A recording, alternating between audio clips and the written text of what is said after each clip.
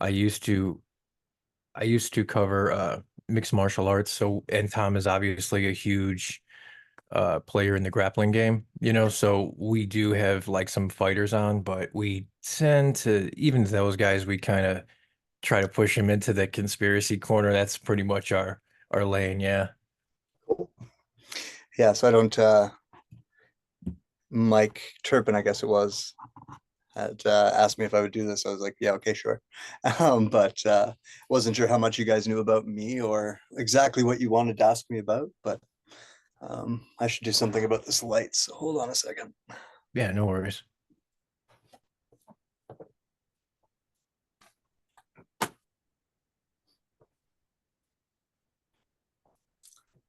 Cannot control the sun.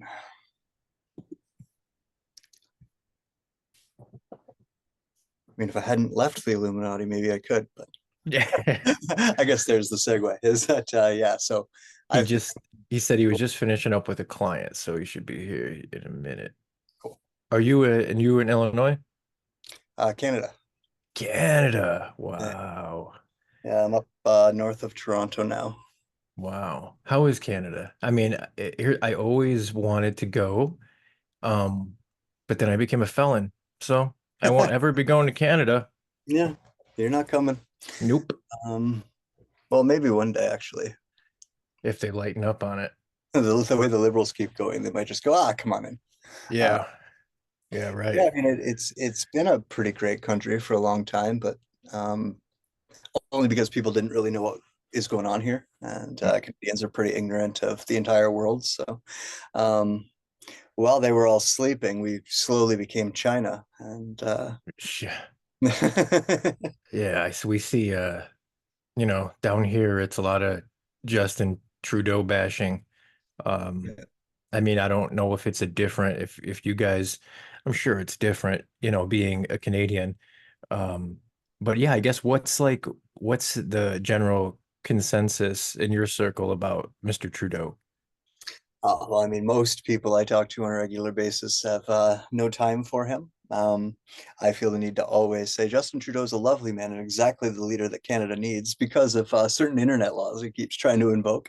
But anyways, no, we have the FUCK Trudeau flags and stickers all over this town. I was in the grocery store here the other day, and um, someone just walked up and put stickers in my hand, and it was that it's a little meme sticker of Trudeau being like, "I did that." Right? It's to do with the rise in the grocery store prices, right? Is what they were hinting at. But yeah, not very much liked, except for the people who are very heavily into social issues, such as the LGBTQ community and DEI initiatives and things like that. They all love him because hmm that's what he does. But anybody who's actually paying attention to what's going on in Canada, not a fan, not a fan. Now, who is that?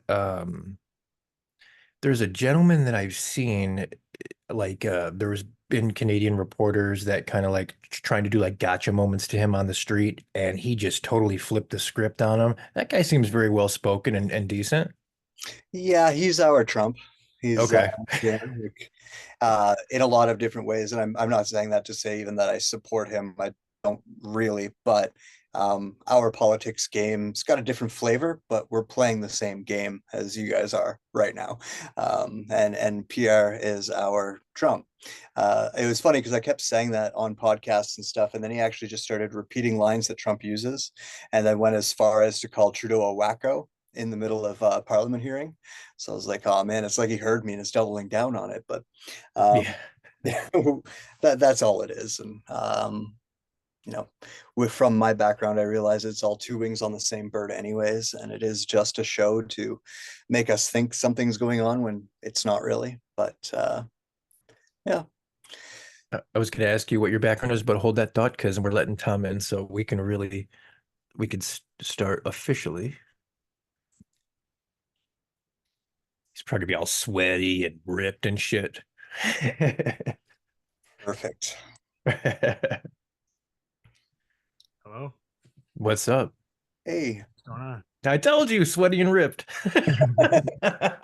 Just finished a session in the garage. Nice.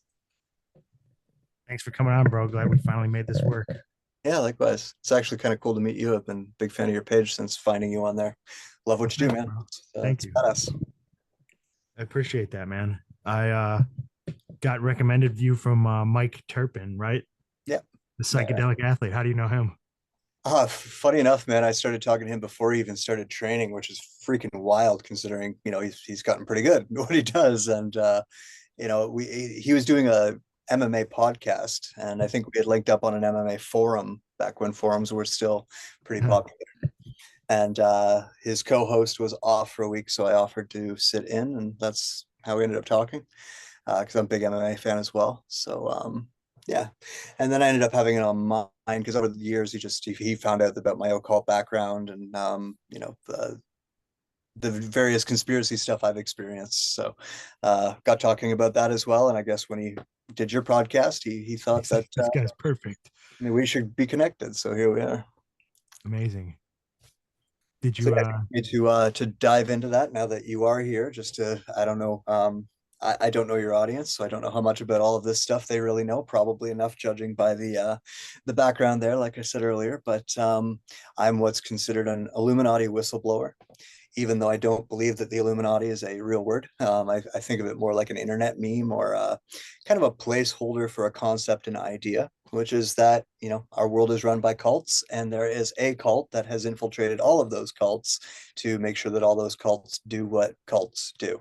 And, that the top of the pyramid would be a small group of people that going back to about 11,000 years ago were convinced that their bloodlines were somehow superior, and so they tried to keep the power in a bloodline situation for a few thousand years, and eventually, today that's all fallen away from them, so the bloodlines don't matter as much, but the family names still do, and the tie-ins and the ownership of properties and corporations and all of those things still do. So nowadays I actually call the Illuminati the Umbrella Corporation, which I stole from Resident Evil, because that's a lot more of what they represent, because it's not so much the bloodlines like it used to be. It's more just people who are willing to play along with their systems and follow along with their cults and make sure that culture creation happens the way that they want it to. So yeah. that This is going is to be amazing. yeah, for real. But Very well put. just can you just do like a brief introduction of just you obviously said kind of who you are, but like just your name and a little bit like that. Yeah.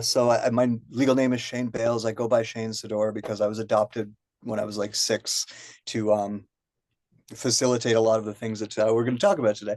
But yeah, I come from families that are related to those bloodlines I mentioned, and over the years what they've done is just kind of monitor those bloodlines for people who have what they call hypersensory perceptions, latent psychic abilities, things like that. And I was identified very young as being one of those people, and so they started to indoctrinate me into their various cults. And they were grooming me, if I can use that word, hopefully YouTube doesn't hear it the wrong way. They were grooming me for a specific type of role within their organization, and in order for that to happen they needed to give me kind of an overview of how all these cults worked. So I became kind of an expert on cults, but not a specific one, just how they all kind of work in concert to infiltrate the governments and everything else on the planet. It's what we call culture creation. So basically leading society around in a way that has a specific outcome that they have predetermined. Problem, reaction, solution already all provided. Yeah. And so to finish that out, yeah, that's I started that when I was about 4. When I was about 19, I was trying to get out. I tried to get out before that. It didn't go so well, but at 19, I kind of put my foot down that I was either going to kill myself or they were going to let me out. So you can get out of these things. It just comes at a pretty high price and it takes some time. So I started that process when I was 19, and it ended between 26 and 30 as an example. And since then, I've been kind of free of them, other than I speak publicly about my experiences with them and get the occasional slap on the wrist from a former employer or something like that. But other than that, yeah, I try to talk people down off the conspiracy ledge a lot of the more often than I put them up on it, or help coax them out of rabbit holes that they're a little bit too stuck in, more than I like to shove them down it. But yeah, that's kind of been my overview. that involved what people in the conspiracy community would typically call mystery schools. So, a whole other education system that's based on a whole other understanding of history, a whole other understanding of science, a whole other understanding of just about any topic you could think of. And also at the same time, simultaneously going through the public school system so that I could understand the differences, basically understanding how the public are being indoctrinated into one path while they are actually hiding this whole other path from us. So when you were young, these people kind of sought you out and indoctrinated you with their ideology. Yeah, no, that was where it starts, right? Is and I'm not unique. There's, probably like thousands, millions of people who have been, kind of swooped up into, especially in the modern times when they got away from the bloodlines, which I'll kind of get into more of their programs, projects, and cults. But yeah, because of the family tie, they identified me quickly, and then because of my abilities and the way that they wanted, because they study human potential and they've been turning it into technology. But because I had those abilities, they wanted to use me to study them. And so where it starts is I was basically gifted to someone who was a higher level member of theirs, almost I apologize if this triggers anyone in the audience, but it was considered a pet. I was a pet to this person, and they were more or less what you guys might know as a handler. So they would, be a person that I was kind of indentured to and would make sure that my education followed what they wanted it to, and so on.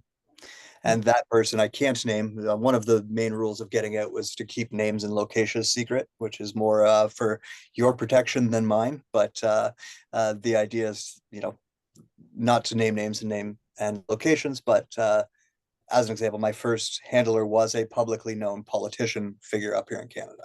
So Wow. I was just gonna say you're Canadian and I was the next it's like you're using your powers to get in my head because I was just gonna ask you, did it have anything to do with government or was it kind of just separate from that? it's not always government. I mean, it's police forces, it's fire departments, it's education system, it's religions, it's anything that shapes society. They have a finger in for that reason. So the members can be and are in all of those different groups. And one of the things that I see people online trying to always do is like boil it down to like one race or one cult or one group of these are the masterminds, and they've been very clever to make sure that they're in all of them so that you can't actually do that. And another thing I always say is like the highest members of their organization, we don't know their names.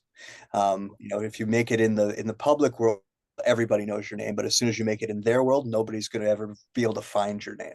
So So where would you recommend starting?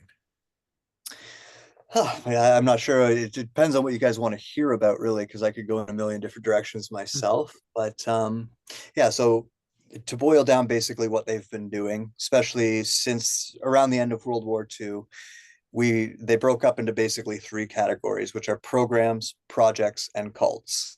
Cults, that's obvious, and cults have always existed. Projects would be when they start to bring cult ideologies into society, right? When they start to, you know, teach a certain country, a certain religion, and get them all indoctrinated into that over history. Those would be considered projects. And so in modern day, it's more, getting certain curriculums into schools, getting certain projects into Netflix, things like that. But that would be the idea of a project, is bringing things that came from the cults into society. And then the programs came a little bit later. They're run by the cults, but what a program refers to is them basically learning human potential, things like magic, things like psychic abilities, telekinesis, all of that different stuff, which we now know the CIA has been playing with as well. That's one of the type of things, right? But being able to learn all of that stuff and then kind of do what they have done through the CIA, where they make us all believe that it was bunk and it was nonsense. And there you go. There's a book right there, that it was nonsense and all that. Well, meanwhile, they were measuring it and studying it to a point where they've been able to recreate it all with technology. And the reason why they've done that is because if you know how to do magic and you know how to do these things for yourself, you're dangerous to them. But if you have all of those same things with technology, you're probably not going to think that you're just actually capable of those things. So there's a famous quote through Arthur C. Clarke that's actually kind of reversed, which is technology indistinguishable from magic, right? And so that kind of feeds us into being like, these aliens have all these hidden technology that's indistinguishable from magic, which is true, but the magic is something that we have already had in history. And so a lot of what the occult has been is burying all of that truth, hiding all of that human potential, what we might call or consider to be magic and psychic abilities, things like that. Telling us the truth out of one side of their face, but also fictionalizing it out of the same side of their face, all the while selling back to us technology that just mimics what we're already capable of. So that's what the programs were for, was to bring people who had, psychic abilities, were mediums, anything you could think of that kind of falls into that ballpark, test them, run them through a series of different, diagnostic machines as example, so that they could measure all of the things that make it happen. And then simultaneously telling the public that it's not possible and everybody thinks that this is crazy and should be cast off to the side into the fringe, while they sell us technology that they learned how to create based on that. So it's funny because we always call it reverse engineered technology, and in that sense it's also true, because they're reverse engineering us into technology. Not to say that they're not also, to follow your imagery, reverse engineering other technologies as well, but yeah. Wow. I guess I got a two-parted question. So when you were young and you were exhibiting, what was it? Was it like you were spiritually sensitive? You kind of had like clairvoyance, or you were showing like signs of psychic? Like, how was it discovered? And like, was it by the school, or like what exactly was it? So then, and then the other half, before I forget, is when you said that they were indoctrinating you from a young age, was it to do with that type of stuff? Like just like a totally different worldview? Was it spiritual? Was it kind of like, oh, we're better than everyone else, you're like special, you're this? Yeah, that for the second half of your practice, that's the dangling carrot that keeps everybody in that, right? Is we're special, we're better than you, right? And a lot of people believe that and they follow that. But going back to the beginning of your question, I was freaking my relatives out by doing things that children shouldn't be able to do. I guess the way my mother told the story was I didn't talk until I was about 3, and when I did, they found me sitting in my room staring at a wall and speaking word for word all of the Never-Ending Story. It was the movie The Never-Ending Story. I'd Great only movie. and right, and they said I was just staring at a wall running through the script, and it scared the bejesus out of everybody. And then yeah, like I was answering questions that weren't being asked to me and things like that shortly following that. And so a member of my family is he's dead now, but he was very high level Freemason, is what we would call a worshipful Grand Master of Freemasonry. And he found out and just basically handed me in, or turned me in. Oh, I found one. Here's one. He happens to be related to me. So yeah, so that was where it started. And then what they do is they kind of they nurture those abilities, right? They teach me more about why I can pick up thoughts from people. They explain to me why, occasionally when I get really mad, things will go flowing across the room, or the weather will change along with these, and how to control that and make it not happen, or like you mentioned, use it in specific cases, right? And so for a lot of the kids who got used in programs, they weren't as conscious of it as I was, which we'll have to get back to. But that's a lot of what they were doing, was using the human potential for their own gain as well, before they had the technology really rolled out. At this point, they don't really need the human influence in the same way, but building up to that, like through the 80s and into the 90s, basically up until around 2012, they definitely needed, magicians, if you will, to control the world in the way that they do. And the second part of your question, I almost forgot already. Like what kind of teachings were they? Oh, the what they were building me Yeah. for and what they were teaching me. Okay, so obviously I needed to understand what they believe. So they gave me their entire understanding of history and what they believe and all of that. And I got to see it from a bunch of different points of view so that I could have that nice overview of it. And I'm always been meant to believe that too. So as I'm growing up through this, it's like they'll tell me something is the truth, right? Like just pick something arbitrary. Like they give me a version of the Bible and tell me that's the truth, right? And so for a long time, I believe that it is, and I'm kind of looking at the world through that perspective. And then they're like, actually, that wasn't the truth. Here, read this one now, right? And there's a bunch of different stages like that along my upbringing, and that was kind of how they were leading me through all of this. But it was all meant so that I would end up with maybe not just their ideologies, but also their worldview. so that yes, I would look at myself as special, and I would look at people like they're stupid, and I would believe that we were the shepherds to all of you sheep, and everything that they believe in that way, which was the problem that they always had with me, is that that was the part I could never accept, right? I did not buy that ever. It was going against my soul, let's put it that way. And so that was the part that would always actually make me fight back, but that is what they believe. And so what they wanted from me was eventually to be some type of entertainer or a public speaker who would share their ideology in a very convincing way. And basically what I do is take all of the same things that they've taught me and use it despite them, to tell people the truth, even when they don't want to hear it, because a lot of the people in the conspiracy world, I pop bubbles, because a lot of the stuff in the conspiracy world is just made up and built on top of made up and built on top of made up. It might point to something that's real, but it's what I call a conspiracy snowball, where they started with some like fresh snow and they started the snowball, but then when they couldn't find any more snow, they just kind of rolled it around in some grass and dirt until they found more snow. And so we end up with this really dirty snowball at the end of the day. But yeah. It's a good I have a analogy. question. When you were younger and reciting the never-ending story and answering questions that weren't necessarily asked to you, do you or did you see like any beings or entities, or was there some kind of power that was maybe like putting these seeds in your brain, or do you remember anything like that? Well, I've where spirits sit, it's a kind of a dimension that's just layered over on top of this one, and that's been one of my abilities since, yes, I was probably born. My entire life I've maintained it. I can see both, kind of tune between the two whenever I feel like it. So um, entities, if you will, disembodied spirits, things like that have always kind of been around me. I don't think that that had any influence, particularly at that time, other than that was also one of the things that I was capable of or reacting to that, had them pull me in the first place. And definitely one of the abilities that they nurtured the most, because and the way I describe it to people, you probably hear when people have like a ghost experience or something, then it kind of follows them, they end up having a bunch more, right?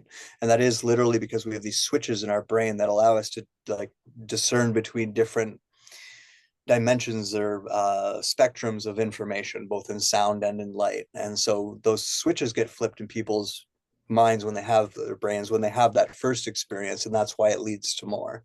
And so I just have a bunch of those flipped, and they went in and helped flip more to make me stronger in that, basically.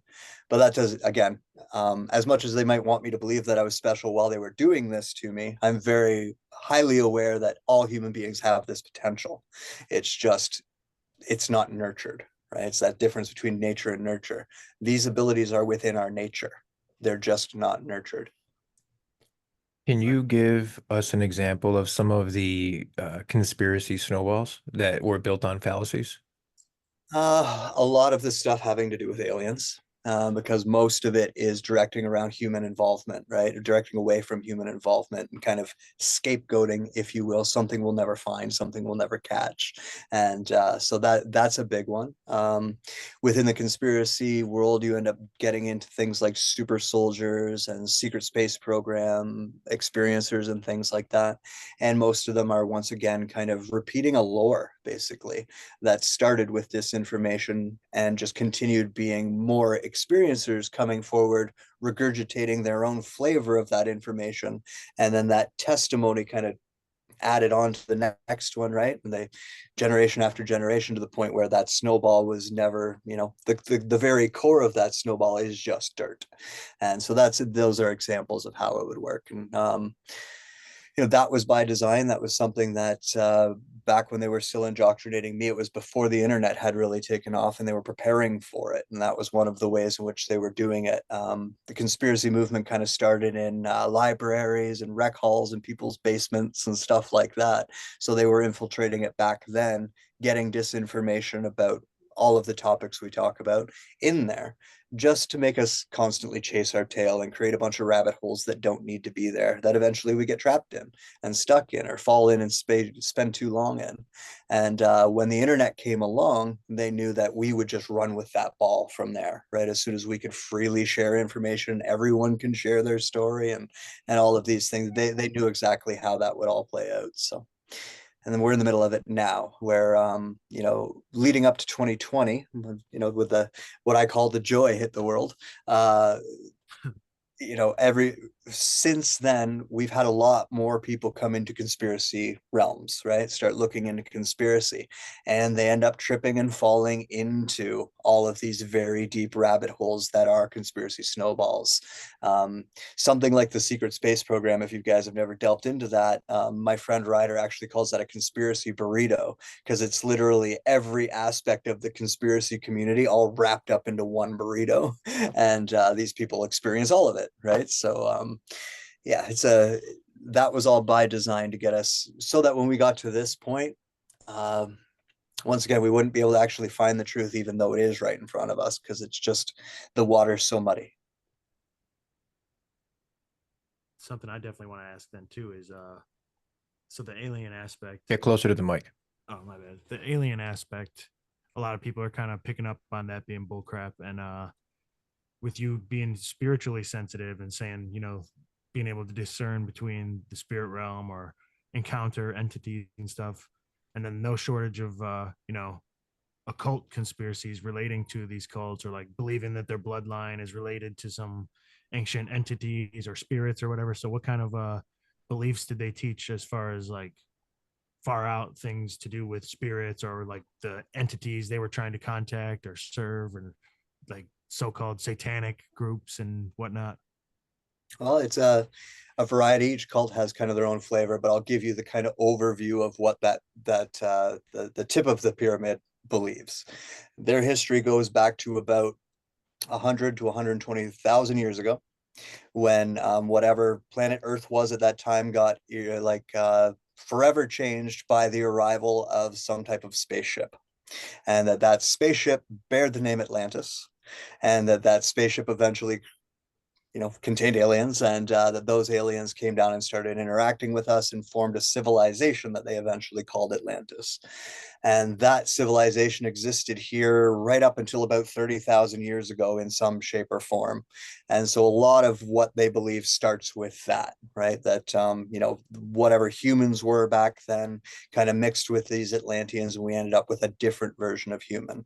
And then at about the 30,000 year mark, they have another introduction of more or less the same thing, which is where these reptilians start coming in, which is that there was another group of, again, off-world species that we would call aliens, who came down and took that version of human and changed it genetically and gave birth to what we are today.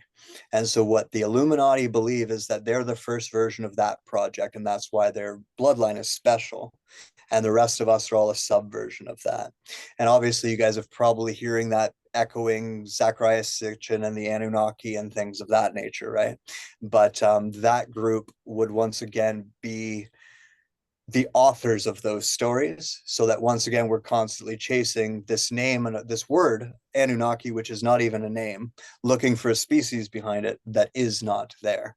And so from there, they believe, the Illuminati believes, that they were put in charge by this alien race, more or less, to control civilization, to create culture, basically, and be our shepherds. As I've said before, I use that word because it's their word, and it's a good indicator of the way that they view us as sheep, and they're the shepherds, right? Or their parents and we're children is a lot closer to the words that they would use.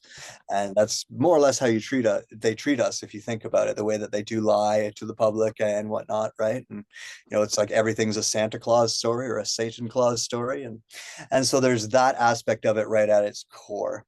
And then Satanism becomes kind of that same belief structure and all of the same ideology, just brought down to taking it away from aliens and bringing it just into the spirit realm, right? Where we now are dealing with angels and demons. And, angels and demons, and as far as we've ever dealt with them, are a part of planet. This is the planet. This is what we call interdimensional beings, disembodied souls, things like that. You might call them ghosts sometimes. You might call them poltergeists sometimes. You might call them demons. We have a variety of different names because there's a variety of different types.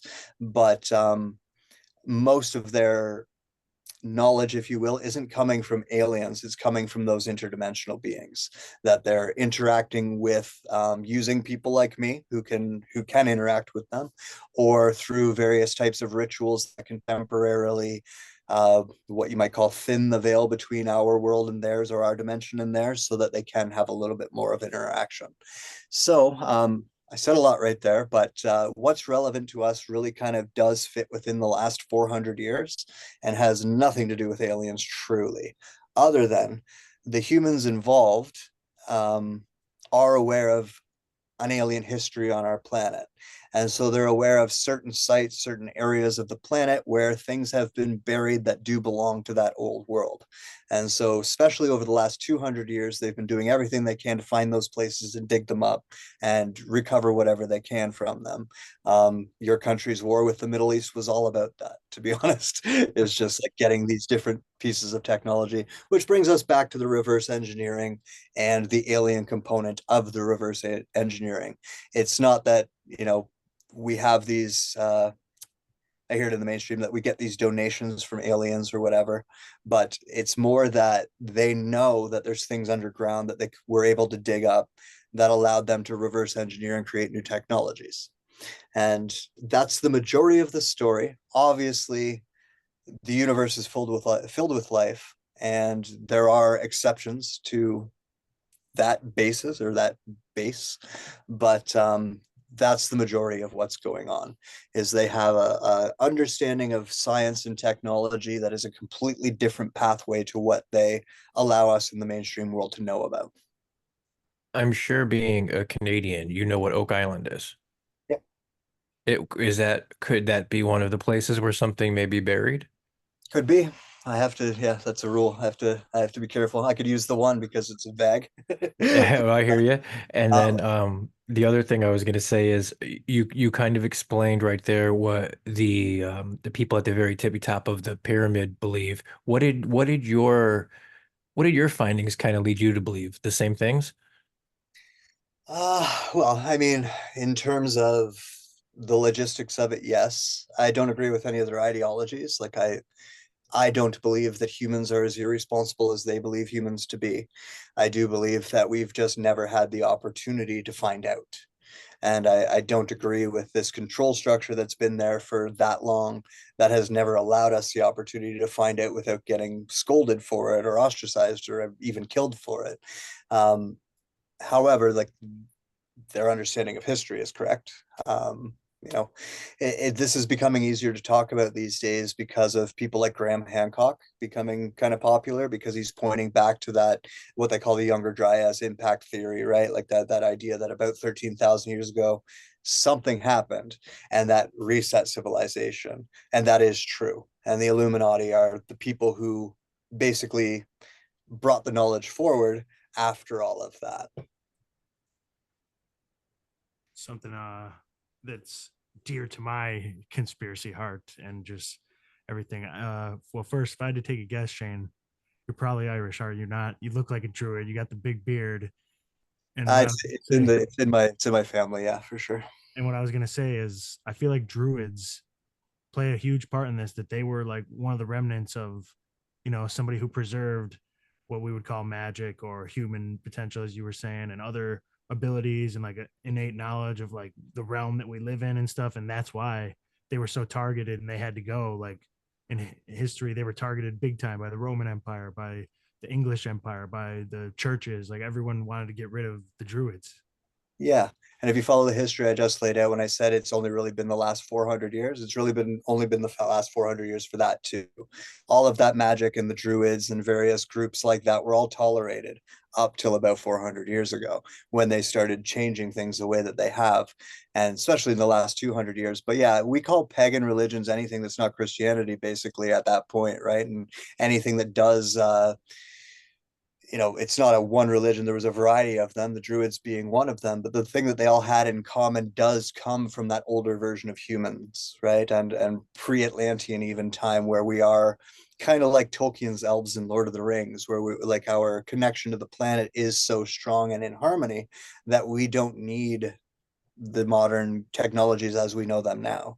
And there's just different pathways to all of it. And you guys in the conspiracy world, I'm sure you've had Tartaria come up as an example, right? And Sure. all of that, like all of that is pointing to the fact that, especially when the United States was formed, but there's been different pockets of this all over the planet for years, is a lot of that those buildings pointed to different pathways to technology that they didn't want us to know about. So they needed to be destroyed and or buried when the settling of North America was happening, or resettling of North America was happening. And this new world was being created so that, they could keep us on all of the energy sources and the types of technology, what I call pathways to technology that we currently use because of Right. money and control. Yeah. Wild. And as far as the timeline, do you have any theories of your own then? Like, how old was some of these civilizations when there was these resets? Like a lot of the Tartaria stuff seems to allude that it was within kind of the timeline you said, the past 200 years, that things really got reset and wiped out. So is there a certain chronology that you were taught in that, or that you've come to, subscribe to yourself? Yeah, so it was about 400 years ago where, let's say, the people who control the Illuminati were kind of giving the Illuminati a choice to just share with all of us everything, or to try and keep their structure. And their choice was to keep their structure. And then about 200 years went by of basically people getting soft because they didn't have that backing that they were so used to, and they weren't keeping up all their disciplines and practices in magic and everything else. So coming up to about 200 years ago, they recognized, oh, we're in trouble. We need to figure out a different pathway to do this. And that's where technology started coming in. And so in order to facilitate that in a coming future, they needed to basically erase the history of what was there so that we didn't ever have that to fall back or look back on. And then from there, yeah, that's when we start to get into the timeline that we all know, where they, have basically since the 1800s giving us a completely false history of what North America was. And, even other parts of the world, both of the world wars, uh, they destroyed a lot of very vital things, right? And we all know that now in history, but nobody really noticed at the time that that was also by design. And both ended up setting up the world as we know it now. Uh, yeah. So before that, I guess, there's a bunch of different things we could go into, but again, their history and the world as it is now starts about 13,000 years ago at the end of that major destruction. And so where we were at that point is Graham Hancock is not very far off. So we had a bunch of different pockets of humans that survived what had gone on. And they were left without their technology and without their sciences and without everything that they had their civilization as they had it. So they were all back in a rebuilding phase for a long period of time, which kind of didn't bring them all the way back to hunter gatherers, like Graham might say, but pretty close, right? Like they had to get back in touch with all of the old ways of doing things. All the while that was going on, that group that created the Illuminati had their own patch on Earth where they were planning to share what they knew with all these different pockets, right? And so when you follow Graham Hancock's work and a lot of even what Zachariah Sitchin posits with the Anunnaki stories, that idea that from somewhere else came this group of men, the group of humans, who then came along and started sharing technology again, and sharing sciences again, and sharing spirituality again, and knowledge of the stars and all those things again. And so that is true. But that group is where the Illuminati starts. And that's just basically how they kept everything under control for forever. And, as adjustments were needed, they came. Like Christianity is an adjustment, right? So when they started to lose control, they needed to create a new pathway for control. And so that religion was formed as an example, not the only example, but an example. What can you tell us about Antarctica, if anything? Well, right now it's covered in ice, but when it's not covered in ice, it kind of looks like the rest of the world. And this planet goes through cycles where those ice caps, if you will, come and go. And right now they're there, but not too far into our future, that ice is going to go away, and we're going to start to see what was there. And it's really just, again, proof of that older history of this planet, right? That's a lot of what the conspiracy is making us believe that we're only, however old they like to say that we are. They like with the dating of the pyramids being less than 5,000 years old, as an example, where now we're figuring out they're a lot older than that. That type of conspiracy is exactly what it's been about. They don't want us to know that, humans have been on this planet in the kind of form of similar form to what we are now for 100,000 years, when they've been telling us that 10,000 years ago we were, cavemen, basically. And yeah, that's a lot of it. Something we ask a lot of guests is just general, paranormal, or what's your weird experience type of questions. But I think it goes a lot deeper and further if we're going to ask you the same. So. I mean, I could pick one. I have, like, the kind that I would call normal, right? I worked security for a long time for MLSE, which is the company that owns the Leafs and the Raptors. I looked after a few of their buildings. One of the buildings that I was looking after is it's on the exhibition grounds in Canada. It's where we had our World Fair when you guys had yours in Chicago and San Francisco. We had one here, and it's a piece of land owned by the Queen, still kind of operated, even though it's in Toronto, independently of Toronto.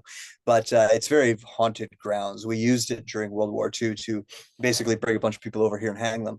But the barracks were also there and various things. So there's a lot of, let's say, ghost activity on the grounds that, everybody who worked for me pretty much would have an experience, even if they didn't believe it. So, I mean, I could run through a bunch of those, but as an example, that are pretty normal. So here, an example, we would have, when the Marlies weren't playing there, which is like the AHL team for Toronto, when the Marlies weren't playing there, they would rent the ice out to like local hockey leagues within Toronto, like men's hockey leagues, pickup leagues. And so we were having a night of those games, and everyone had gone home. And one of the things I always did at night was go around and check the bathrooms. And so I was doing that. And with a woman's bathroom, I'd always push the door open and say, "Security, is anyone in there?" before I would enter, because, manners. And so I did that one night where I was expecting the building to be empty. And someone was like, "Oh, yeah, I'm in here."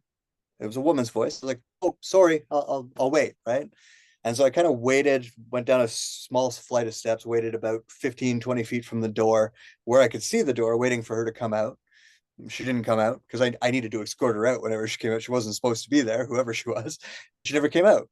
So I went back and I pushed the door open again. I'm like, "Security, is anyone in here?" No answer. So at this point, I go, "Security, I'm coming in." No answer. So I go in, go through, check all the stalls. Nobody's in there. And just at that moment, I think to myself, "Oh, it must have been a ghost." And I hear the same voice start laughing. As an example, yeah. We had a resident ghost that people would either see or hear on a regular basis, even without hearing about it ahead of time. This one area, we called it the West Annex.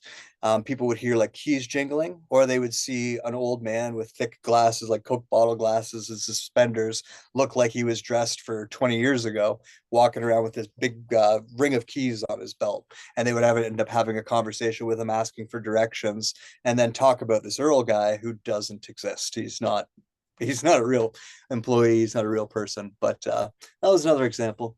So yeah, I could go on and on, but I'll stop there.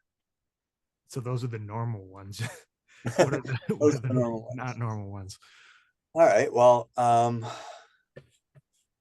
one thing I explain to people is that to keep people in the Illuminati, they would have to use what I call dangling carrots. So they would have to incentivize you. Unless you were an evil socio-psychopath who liked it, they would have to incentivize you in a lot of cases.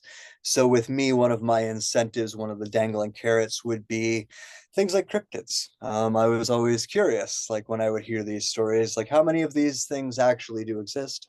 And so what I ended up finding out is that a lot of these things, if not just about everyone that we've ever come up with, has existed at some point in time, and they have either several of them or a copy of them captured somewhere.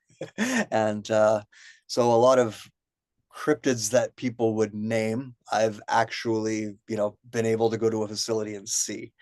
Um, And that sounds just insane and far-fetched, and that's why I call it not a normal one, right? But yeah, those things, that's kind of the weirdest for me. Are you familiar with a gentleman named Stuart Swerdlow? I am.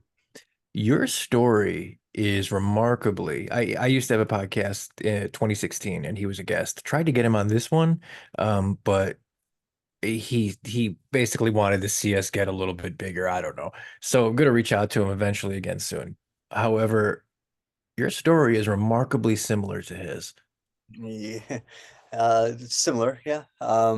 You might not want to mention me if you're gonna ask him on again. I don't think he likes me very much. Well, But yeah, he's so one of the things that I did when I worked for what people call the Illuminati was you could call it disinformation, is we would contact various researchers and we would tell them things. The idea of you could Google right now the 13 bloodlines of the Illuminati and you would find them, but we gave them to that author as an example. And there's a lot of other authors in the conspiracy land who got their information from insiders, self-proclaimed, and those insiders were people like me under a different name. that makes sense why your stories would be similar then, because yeah, he might have Yeah, been and it's fabricating. not even. I'm not, and that's not what I'm even implying. It's similar because that's kind of how it works, right? Is a lot of the time, like in his case, it's a family thing, right? So if your family was involved and you exhibit any of those extrasensory perceptions, they've got you. You're already there, right? So that's the part that a lot of the similarities come from.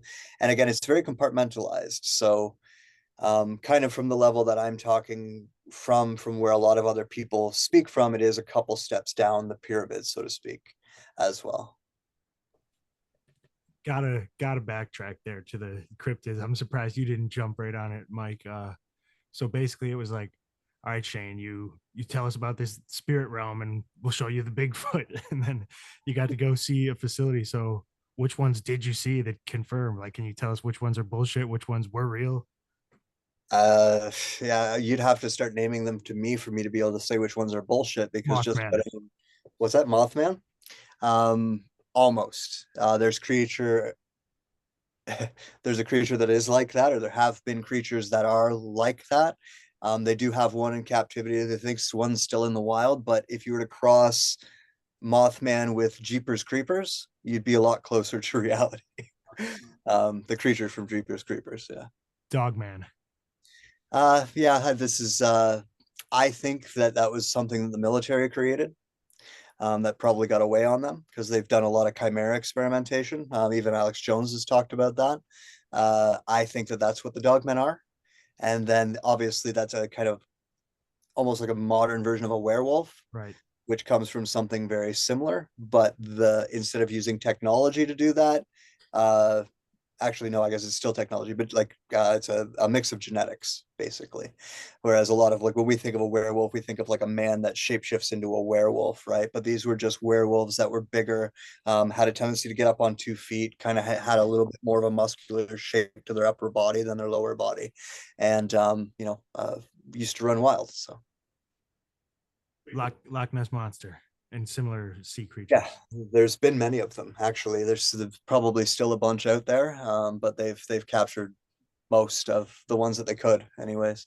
You remember, you might not know, but in the 80s, they sent Jacques Cousteau after him, after the Loch Ness Monster, and Jacques Cousteau saw something and then couldn't find it again. And everything went cold after that. And everyone just believed it was bullshit. But they were like, oh, he found it. Let's go get it. And that's what happened in that situation. So, but yeah, Canada was full of them. We had like Ogopogo, Manipogo, Igapogo, a whole variety of them. And then I'm forgetting the name of the part of ocean off the coast of BC where they still think that there's water serpents. They're giant, you know, water snakes, basically, or ocean snakes, sea serpents. That's the word I'm looking for. What about mantis, the large mantis creatures? Like the alien mantids. Yeah, they like supposedly there's a lot of people that have actually seen like what look like giant praying mantises. Like, yeah, they look similar in the head to grays, yeah. Yeah.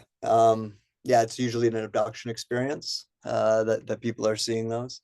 Um, so the abduction experience, that might be a whole other conversation because it's a pretty messy thing because we have basically what now gets referred to, I think, in the public as MILABs, which is military abductions. And those were mostly staged as UFO abductions. And basically they would bring, kidnap you, do a bunch of testing, usually with drugs, things like DMT, before everybody was doing DMT recreationally, things like DMT and abuse. And our memory of that, as our memories do, ended up kind of programming that into these various aliens. And that's where most of it comes from. So in terms of there actually being like mantis beings running around on planet Earth, that's not a fact. What about Bigfoot? So that would be, so if you were to take that Anunnaki story of them splitting the natural hominid of planet Earth with other alien genetics to create us, that was the natural hominid. So we tend to call them Neanderthal. So basically, they're just an older version of us that lived and survived, alongside us, definitely until that 13,000 years ago and beyond that, probably still up to the current day. And a lot of the arguments are like, why don't we find them? Why don't we find the dead? Why don't we find their poop? Why don't we find all these different things? Well, because they're not just stupid animals, and they've evolved with this planet, and they know where we are long before we know where they are. And they've also, figured out how to stay away from us, such as coming out at night where we don't see too well, and they do. And when it comes to like psychic abilities, which I know a lot of, the people who chase Bigfoot always talk about them like disappearing and stuff like that. They can't disappear, but they sure can convince you that they did.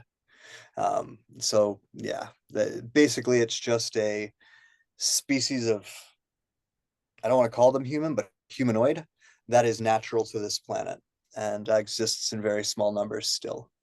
But I've heard, we have a hard time getting news out of places like China and Russia, right? So there's like stories throughout Russia of like small villages of them where they wear clothes and have like a legal system and things like that. Even places in China where you learn about Sasquatch as if it's a bear that you have to avoid in the woods, right? So, yeah, It's crazy because hold on, I gotta clear my throat. It's crazy because so much of what you're saying, it jives with so many other things that I've heard. Like, for instance, David Politis, he does the missing 411, and he has done DNA samples on Bigfoot, and he has been trying to tell everybody for the last decade or so that it's not an ape. It is a human, it's an offshoot of the human species, as you said. Yeah, man, just the more you talk, the more everything that I've learned from different people just kind of it all is making a little bit more sense. It's kind of spooky. yeah. And David's work is another one where I like that's kind of an example of where we create a conspiracy snowball sometimes by trying to make it like all those people are missing just because of Bigfoot or just because of aliens or just because of any one thing, where it's actually a large combination of things. These programs that I was talking about as well, I was participating in them, but for I'd say the majority, definitely more than half of the humans used in these programs, they were kind of abducted from their beds and brought in and drugged and kept in a facility for a week and then sent home on drugs again and woke up not really knowing what was going on. And then they end up recovering their memories through dreams or little fragments that come back. And then they hear stories about aliens and they hear other things and they end up filling in all those missing spaces with things that they hear from other people as well, which is a lot of where the similarities between a lot of the stories does come from, is like other people hearing other people's stories and filling in those gaps. But that doesn't, you know, rule out the fact that there's a phenomenon there to begin with.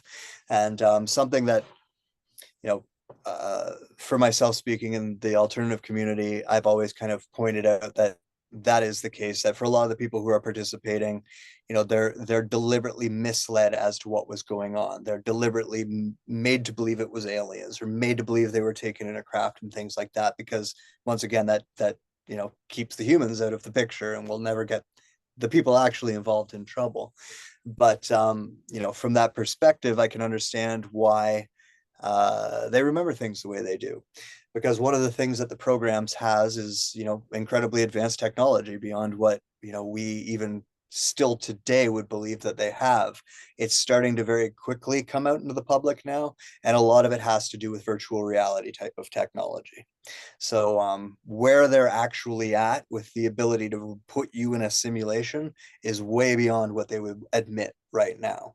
However, I would say that all the components to make the simulations are in the mainstream right now. They're just isolated. So if you take Neuralink over here, and you take a lot of this other technology that they're talking about being able to read songs from a person's brain or put a song into a person's brain, this other technology where they're hearing Orca language, and this other one where they're experimenting with, if you just put it all together, we have the Matrix already. We have the ability to give us such a potent simulation that we do believe it's real. So a lot of these people who are claiming that they were in these different super soldier programs, secret space programs, abductions, things like that, really they've just been run through these very high level virtual reality simulations while also on drugs, which is what doesn't allow them to be able to distinguish that from real life. And they recover this all in memory, mostly triggered by hearing people speak online, and then it ends up all kind of fitting into the same box for that reason. But that's where it comes from, is that these programs, they used a lot of unwilling witting people. And the point that I started on is that not all of those people came back, right? So meaning that they did kill people, not just intentionally, but also very accidentally, while running all these experiments on people as well. So there's been a lot of mass UFO sightings, like the Ariel School in Africa, Roswell, um, just the Varginha incident in Brazil. Are these largely orchestrated by the government as a psyop? Unfortunately, yes. I mean, the one question I always get people to ask about the one in Brazil is who recovered it, right? It was the United States military. If you were Brazil, would you let the United States military come in and, like, no, you'd be keeping that for yourself, right? You'd be like, no, we found this is ours, unless you knew it was the Americans already and you had to let them come get it back, right? And a lot of the other cases, I think, are very similar. I did a podcast recently where someone told me a story I didn't know actually about, I think they call it the Alabama Metal Man. And when he showed me the pictures of the Alabama Metal Man, like, that is NASA's Mercury spacesuit just about 25 years before we saw it through NASA, right? And to me, that just sounds like one of their programs that got away from them. Somebody saw it and reported on it, and they did their best to cover it up by making it seem like it was aliens from outer space as opposed to just their highly hidden technology. It's the same thing, because in the late 80s and early 90s, everyone was seeing these giant triangle crafts, and then we got the stealth bomber, right? So yeah, it's the same thing, and it's going on right now as well with the UAP stuff that they're coming out in the media. This is just what you would call a slow disclosure of technologies we're not supposed to know that they have. What do you think will be the next big psyop? We had the big joy, as you called it, the pandemic, the current blue beam stuff that they're pushing out that you just mentioned too. What do you anticipate is the next attack for the sheeple? I hate to say these things because it can kind of make them happen, but the way that they operate, they always have several balls in the air, as I put it, and whichever one makes the most sense at that moment, they use. And so it could be a variety of things. Technologies like Bluebeam are there, but that'd be really hard for them to pull off, to be honest. And I think enough of us talk about it that we wouldn't be convinced, right? And I think doing something exactly like the Joy would be the same. However, what I'm worried about them doing is because they're trying to push this treaty through with WHO to basically have those pandemic emergency powers whenever they feel like it, right? Simultaneously, the Biden administration keeps making this huge deal out of how mental health is health, and that we're having a mental health epidemic, and that people who, support MAGA or are on that side of things are mentally ill, right? And a problem. So I'm worried that the next version of that we're going to see is going to be something like that. And that could be caused in a variety of different ways. Some kind of points that could play into this is something similar to this announcement that the Vatican's supposed to do about a rise in supernatural events and supernatural perceptions. They've been running this thing in the media about people seeing demon face as an example. And along with all of the, increase in UAP sightings, all of the different deep fake videos and everything going on. I just think that the next scamdemic, as you put it, will have something to do with, nothing even physical and just somewhere like your opinions are wrong, basically, and therefore you're mentally ill. Oh yeah, I could see it with some hate speech bills, and then they just say whatever's hate speech is, you're criminal for thinking it or saying it or posting it, whatever it may be. And you said the Vatican is going to, or they made an announcement or tried to get people prepared for increased supernatural activity. When was that? Just recently. I don't think it's even happened yet. They just announced it recently. So the last time they did something like this was back in 2008, where they started talking about aliens, the potential for aliens, and how they would baptize aliens. Now they're doing the same thing. So there's a bunch of factors in here, like, the decriminalization of a lot of psychedelics and getting people like microdosing mushrooms and stuff like that a lot. A lot of people are altering their perceptions on a regular basis. We also have this broadband technology that flows through the air on frequencies that we can't see, taste, or touch, and can affect our perceptions. That has a number and a letter, and our cell phones are all connected to it. We're speaking over it right now, and that type of technology actually does have the ability to read and write what's going on in here. So, their ability to even do something where like mass hallucinations, they have the technology in place now. So prior to QAnon, going all the way back to about 2010, one of the first things I tried to warn conspiracy researchers about was QAnon, that this was coming, that they were going to do this, and it was going to capture a lot of conspiracy theorists. And this was going to be a problem because it was going to become an excuse to criminalize conspiracy theorists and call them domestic terrorists. And then QAnon happened, and here we are. So I have a feeling that they're setting up for the next evolution of that. And I don't think it'll be quite as simple as QAnon, although I'm sure QAnon will be back and involved, but something like that. And it could be just, uh, I made the joke when the United States elected George W. Bush the second time that this proves that 56% of Americans are crazy. And that was a joke at the time, but you could make that not a joke in a hurry if that election goes the wrong way. I could totally see that playing out too. Hopefully not spoken into existence, but who knows? Everybody within our community knows that this year was probably going to be kind of crazy, and it hasn't really disappointed. Yeah. And they also just dropped, how they do predictive programming. Well, you guys have probably bumped into that. So they put things in movies that, you know, we say it predicts the future, but it really doesn't. It conditions us to play out a certain future. So they'll show us a scenario, they'll show us the actors responding in a certain way, and then we are programmed to respond in that way too. So there was a pretty popular Netflix series that just went by, Three Body Problem, which is based on a great book, but the series is also great. If you guys haven't seen it, you probably should. And that came up in that like it's supposed to be like a couple of years from now or whatever, and they were saying that basically they were having this massive lockdown because of a mental health crisis. Oh wow!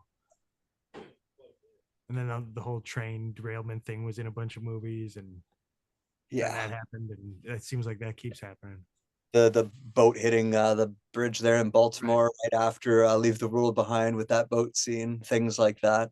I'm sure you guys have seen it with The Simpsons. It looks like some of that artwork is kind of inspired by that as well, right? They've predicted all sorts of things that have happened, and that's how it works. It's not so much that they're letting us know ahead of time that that's going to happen, but that's how culture creation works. That's how magic works. It's a combination of imagination, will, and conviction. They feed our imagination, our will is all over the place because we're all, we have way too many emotions, and then through our actions the world gets created. And yeah, and so a big part of what we're kind of enduring through them is that they've kind of trained people that your perception is reality and your feelings are all that matter and you should just act on them. And so everyone's kind of throwing thought out the window and throwing logic and reason out the window. And that's a problem because they teach they teach something that's actually called the trivium method, which used to be part of our education system. And that orders things in thinking, feeling, and acting in that way. They call it grammar, logic, rhetoric. In computer sciences, it's still there: input, processing, output. Right? And that's the way that we're supposed to be doing things.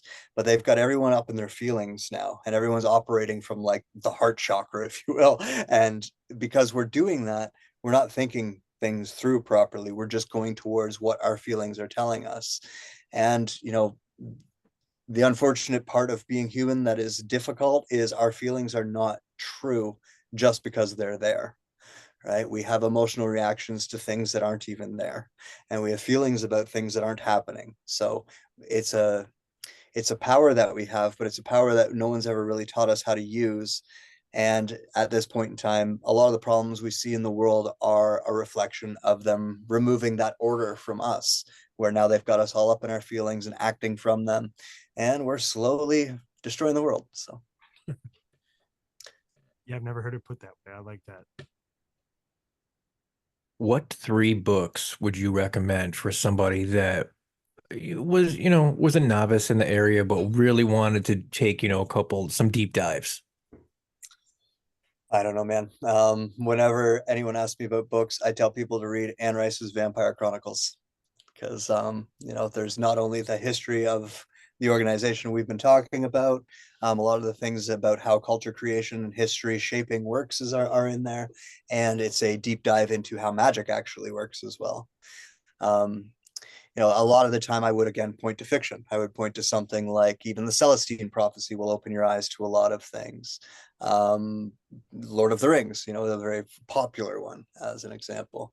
In terms of like the non-fiction books out there that a lot of these authors are writing, like I always just say read everything. I wouldn't point anything to anyone. Some of my If I were to like say who the best conspiracy researcher was based on what I know and what I've heard them say, haven't listened to him too much over the last few years, but Michael Tessarion is a great resource, excellent researcher. He's very close on a lot of different things. And yeah, I think that's the best I can do with that question. To kind of backtrack a little, you mentioned vampires, and I know that that could kind of fall into a cryptid sense.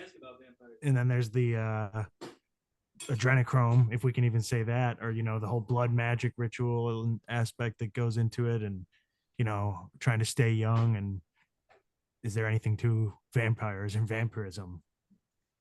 Yes. It's not, exactly like the fiction, but I was kind of hoping not to go this deep into things, but I did write it into my blog, so I guess we'll talk about it. So at the top of the Illuminati it started with 13 individuals, one for each of the bloodline. It expanded over time, but that's where it started. And each one of those has what we might call a life extension technique that allows them to not be immortal in, like, the fictional, but they don't die, they don't grow old, they don't die and beyond what they were. And one of those versions, one of those life extension techniques, is very similar to what we call vampires. Not the Dracula sense, but again more close to the Anne Rice sense. I kind of keep bringing that up because a lot of these like bigger authors and stuff, they end up coming from, that's what I could be doing right now if I had a stayed in, as an example. I could be someone whose name in the same vein as like a J.K. Rowling's or a Terrence Howard or like a David Icke maybe, right? Like someone like that is kind of what they were grooming me for, because that's how they do it. A magician has to show you their hand, basically. Part of what they think absolves their karma for all this nonsense is that they tell us what they're going to do before they do it. They tell us how they do what they're doing, and whether or not we see it is up to us. Um, it's a little bit tongue in cheek because they usually show us in fiction, or I should say, they show us in fiction. But that's why I would say something like reading the Vampire Chronicles by Anne Rice would probably be more educational than a lot of nonfiction books that are out there. You mentioned Terrence Howard, and we're recording this maybe 3 or 4 days after he was on the Rogan podcast. I brought it up, yeah. And I texted Tom last night. I was 15 minutes into it, and I'm like, dude, you gotta listen to this. I listened to the whole thing, all 3 hours. What? Okay, so you brought him up, but I'm not sure in what sense. Is he a part of these organizations, or is he a whistleblower like yourself? No, he would be influenced by these organizations, like where his ideas are coming from, are kind of coming from that. And just like what we're going through right now on a global sense, all this control from the Illuminati and these powers that be aside, we're going through an evolution as a species. And those of us who are kind of like in line with that are going one way, and the rest of us are kind of going into this new version of human that's all technology, transhumanisms. We could talk about that in terms of the lollipop, right? Like that kind of a division. That is why we're seeing these things, and it's because of this evolution. So we're having a rise in consciousness, and a lot of different people are figuring a lot of truth out just simply because of that. So someone like Terrence, I don't even know would be controlled in any sort of way. He could have just come across that through this mechanism of this evolution, this rise of the consciousness. I keep trying to call it by its real name, but I don't want to piss off any Christians. But this rise in consciousness that we're going through, it allows us to see through the veil a little bit more. It allows us to understand and know the truth. It's got us more in touch with our own soul outside of here and the planet itself and the nature of the whole universe. And so I think that that's why something like that is coming out. And why I kind of brought him up in that context is just because of, how that information is getting controlled. But what he's pointing to is that older version of technology, or that older pathway to technology that I was talking about. Same thing with Tesla, right? And in some way, they will be bringing that back. And so someone like Terrence is kind of like this just little nugget to slowly prepare us towards new pathways to technology. Usually when they're making a big deal of something, it's because they have a new technology coming to fix it. So when you see like a rise in cancer, it's because there's a new technology coming along to fix it. When you I was thinking of another one just before that, but yeah, these different things, because the energy crisis, it's because they have a new pathway for energy that they're getting ready to bring out in the public. And yeah, problem reaction solution, like Tom said earlier. Is it 0 point energy that they're going to be unrolling here? It's going to be bioelectric energy. We're going to power things. And that's probably got something to do with climate change that they've been pushing into, huh? Yeah. What was the phrase? We are the carbon they want to reduce. But yeah, like things like Neuralink, DARPA has put out these various pills that work based on your own like bioelectric signal, and that's like what the battery gets charged by. Um, this technology that they're building these the common name 15-minute cities out of, with this new graphene infused concrete that also not only it conducts electricity basically. So instead of having to run wires, they can just run it straight through the concrete. The other part of it is that our kinetic energy of living within it, because we all have an energy field that like radiates energy, is actually feeding all of that, almost like we're feeding a battery that will then get sold back to us, which is pretty hilarious. But yeah, that's the next direction that they're going, where we will be the power for things. I'm pretty sure some cell phones are already working like that, where if you hold them, you can charge them. But I'm not sure. Wow. I for whatever reason, when you mentioned energy fields, I thought of this, and it kind of has nothing to do with energy fields, but for whatever reason, it sparked this in my head. When I was a young man, in the mid to late 90s, I was dating this girl, and um, she had a family friend. She was Japanese. She had a family friend named Akira, who was a prisoner in the American concentration camps during the war. And this man had the craziest like crystal eyes that like he didn't look normal, but and he was supposed I didn't believe it at the time, but he was supposedly someone who could see auras in people and see their different colors and their energy fields. And he made these several predictions. But I was 17 years old and I'm like, yeah, okay. I didn't really believe it too much then. But the older I've gotten, the more I realized he was probably right on. And the question I got for you, it took a long way getting there, is can you see energy fields or is that a real thing? Or not Oh, energy yeah. fields, but auras. Well, we all have an energy field. It's about 3.5 meters in diameter, or about 6 feet across. Stay 6 feet apart.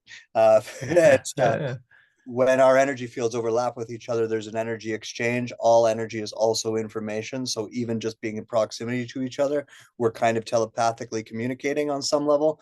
Hence, stay 6 feet apart when we're trying to lie to you all. But but yeah, that's just. I think the Heart Math Institute has even quantified it scientifically. They call it electromagnetic field that the heart puts off, but that's only one of three aspects of what actually makes up the field that we all have. Some people see that as an aura that is more tight to the body, but technically it's more of kind of like an orb or a spheroid torsion field around us. And if we were to, take all the matter away and just see each other as we are, that's probably more akin to what we actually would look like, or these orbs of light, if you will, a light of information and consciousness. Do you know anything about the colors of the auras? Like, did they mean different things? Can you see them? Did you ever learn, what the different colors or Yeah, uh it's they mean? our energy. Each we have this like very massive spectrum of emotions, right? Everything from love to fear, and all these different denominations in between. And very similar to stuff like Terrence was just talking about, a lot of frequencies can also be ascribed to a sound or a color, right? And so when you're seeing things on that way, even within our energy field right now, there's all these like different spirals of color. And each one of those colors does represent a different emotion that we've had throughout the day, or a different feeling that has come up in us. And so if you have that perception isolated to just an aura, that would probably look like it's almost changing colors, similar to a mood ring or something like that, where it's like if the person's angry, it goes red, or arbitrarily, or if they're scared, it goes a different color or something like that. But um it's about perception, and people perceive things in different ways, but the signals are the same basically, is what they're picking up. Different clairvoyance, some of them just see like a shape or a shadow where a ghost is, and some of us see full definition. But either way, we're both seeing something in the same place, right? And that when it comes to seeing subtle energy like that, it's different for different people. And I actually encourage that, which is a thing within magical teachings that is discouraged, right? Like the guided meditations where sit the way I tell you to, breathe the way I tell you to, visualize what I tell you to. You're a martial artist. Add what is specifically your own is always an important part. And Right. that's something that we need to do when it comes to these spiritual abilities, is not be so hung up on, is the way that I'm seeing it correct? Because Tom said he said saw it differently, right? No, the way that you're seeing it is the way that you see it. There's something there, and that's the way you're identifying it.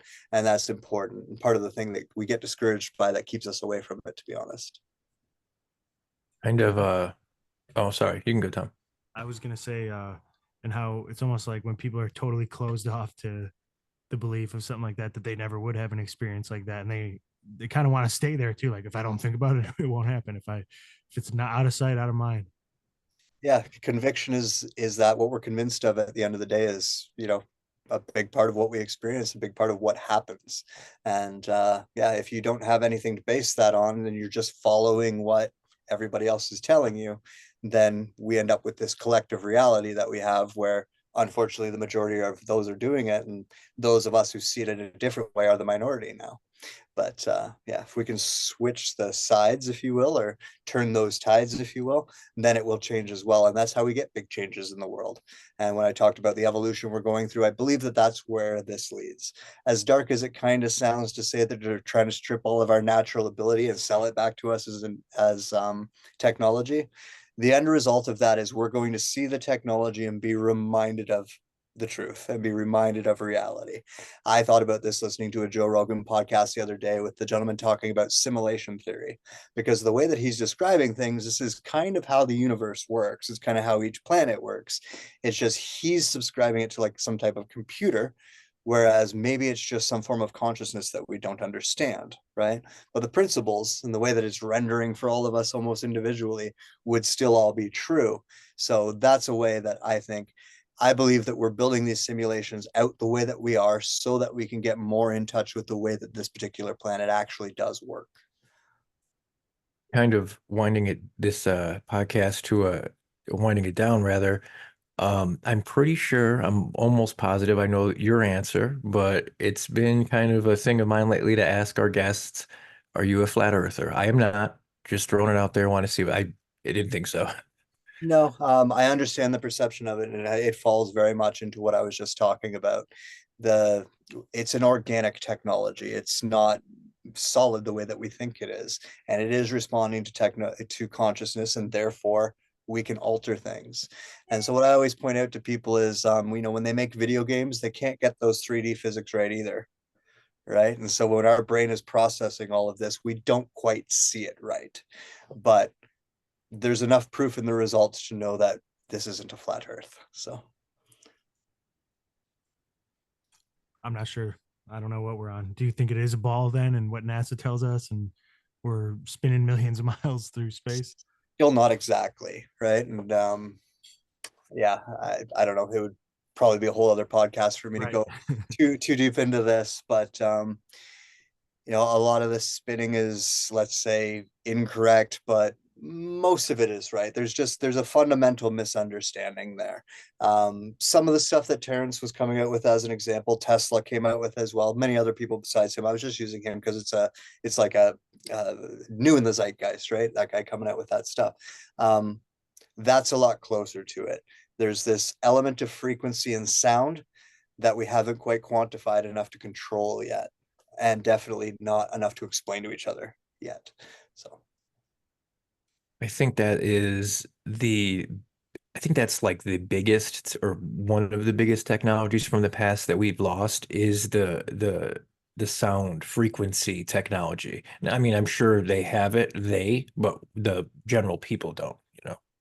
yeah, when you look at the most ancient languages, it's basically singing, right? And there's a reason for that. And anyone who plays music or listens to music knows that there's magic there, right? So that's undeniable. What do you think is the earliest languages? Because I know there's a lot of different theories of what came first or what it sounded like. In modern times, I wouldn't even know, to be honest. Yeah, I think they all kind of came out around the same time, which is probably why they all fight about it, right? I think that line that's in the Bible, that's not exactly true, but the idea of like confuse their languages so that they can't talk to each other. I think that that did happen, and it just happened basically with the formation of this Illuminati. When I was talking about them sending out people to kind of share information, that's when the languages, as we know them today, were all ended up being formed. Yeah.